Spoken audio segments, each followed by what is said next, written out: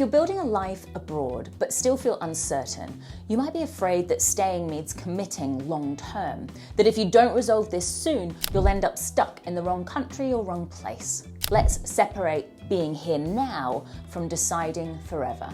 So, you've reached a point in your move where uncertainty often stops feeling neutral. Early on, it might have felt expected to question, should I have moved here or not? But over time, it hardens into something heavier. It starts to sound like, I should have figured this out by now. If I stay undecided, I'm wasting my life. At some point, not choosing is a choice. And that's when uncertainty gets treated like a problem to solve, something to eliminate, something standing in the way of progress. I'm Hannah. I coach expats and accompanying partners who feel this exact pressure, the sense that if they don't decide soon whether to stay or go, they're failing at their own life. This video isn't about convincing you that uncertainty is comfortable. It's not about romanticizing being in between, and it's definitely not about telling you to stay put indefinitely. What this video is about is changing the role uncertainty is playing. From something you're trapped inside to something that can temporarily hold you while clarity develops. Because the moment uncertainty becomes intolerable, people often rush towards resolution, not because it's right, but because it feels relieving. There's an assumption hiding under the fear of being stuck, that if you don't resolve uncertainty soon, it will begin to calcify. That staying undecided now means you'll wake up years later in exactly the same place, wondering how you let that happen. But uncertainty doesn't actually work like that. What keeps people stuck isn't uncertainty itself. It's the belief that uncertainty is unsafe. In coaching conversations, this is often the turning point when someone realizes they're not afraid of the place, they're afraid of not knowing. When you treat not knowing as something intolerable, your system goes into escape mode.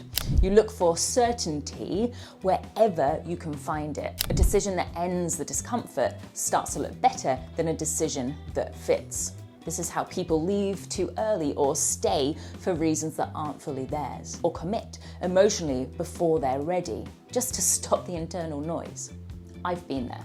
But uncertainty can play a different role. Instead of being something you're inside of, it can be something that contains you, a pause that holds competing feelings without forcing them to collapse into an answer.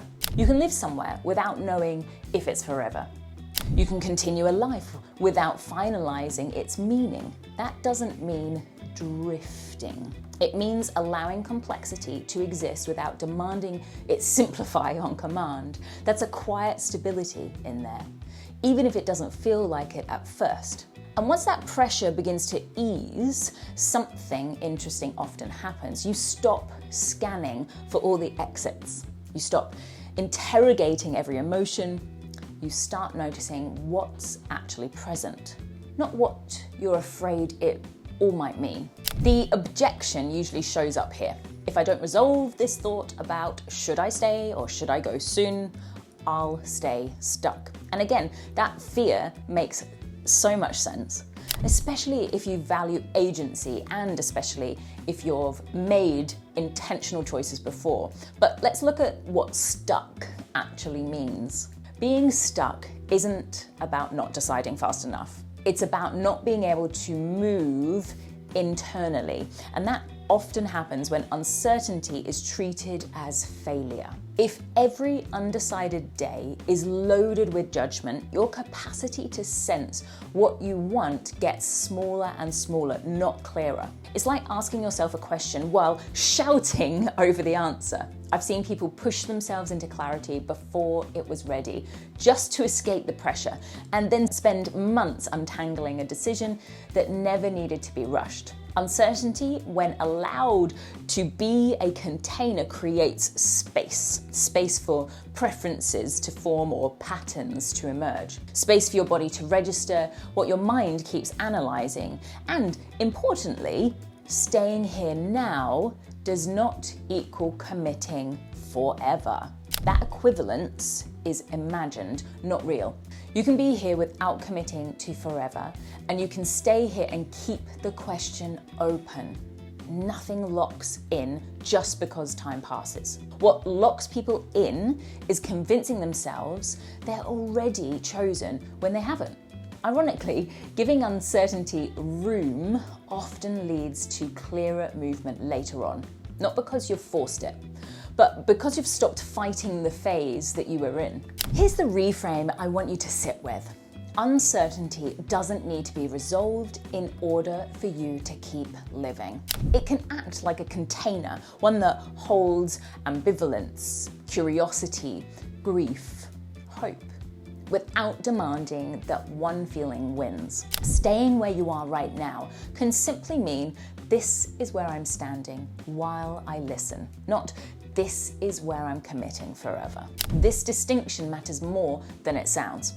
If you notice yourself thinking, I'm running out of time, it might be worth asking, what am I actually afraid will happen if I don't decide yet? Often what's underneath isn't time passing, it's discomfort of not having a story, not knowing how to explain your life to yourself or others. Uncertainty interrupts narrative, and humans really like narrative. But clarity doesn't always arrive through explanation. Sometimes it arrives through tolerance, through letting this phase be what it is without rushing it into something else. And when people allow themselves that tolerance, decisions tend to feel steadier, not reactive. You're not behind because you should be, and you're not secretly choosing wrong just because you haven't chosen conclusively. You're allowed to be here without locking the door behind you. Uncertainty doesn't have to be solved to be lived with. Staying here now doesn't mean committing forever, and being undecided isn't the same as being stuck. Sometimes uncertainty is what allows clarity to form safely. In the next video, we'll explore a non-judgmental way to understand what belonging actually feels like. Watch that next.